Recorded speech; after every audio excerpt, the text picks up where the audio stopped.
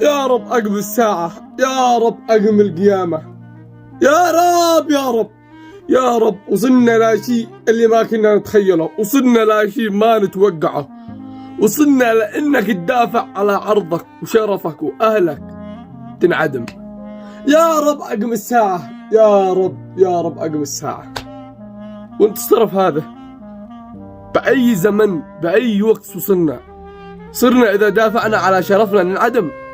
يا باطل يا باطل، قسم بالله أن شي ما يدخل العقل. أحمد الزويكي دافع على أرضه، شدوا عدموه بدل ما تكافئوه تعدموه.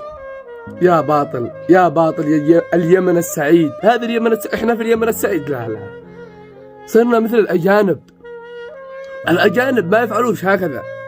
الخارج أحمد ينعدم بسبب قتل مغتصب أخته، يبوسه في رأسه، يبوسه، يحب يقول لك تسلم، يقطع أبوه قطاع لا يخلي منه وصله.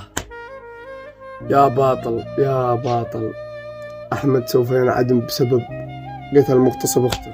عشي يعرف وين الممثلين والمشاهير. طبعا هذا المغتصب هذا كان ممثل، وين الممثلين ما يطلعوا يتكلموا؟ وين الممثلين الذي بزوا إبراهيم شرف الذي غلط على صاحب البلس بزوه وخلوه يعتذر؟ أوقفوا بهذه القضية التي تستاهل، لكن بحق البلس الترندات، حق لايكات انتوا، حق مصالح. المهم مثل ما قلنا لكم، هي واحدة ماشي معانا ثانية، كلمة لو المولود بطن أمه يعود. قضية أحمد ما بان يتخاذل عليها، وما يتخاذل عليها إلا شخص نادل ما يغير على شرفه. والكلام عندكم، وانتوا يا شعب اليمن كلنا أحمد الزويكي، وربي ما نفلت القضية، ولو يموت متنا كلنا، وما بقى في اليمن رجال.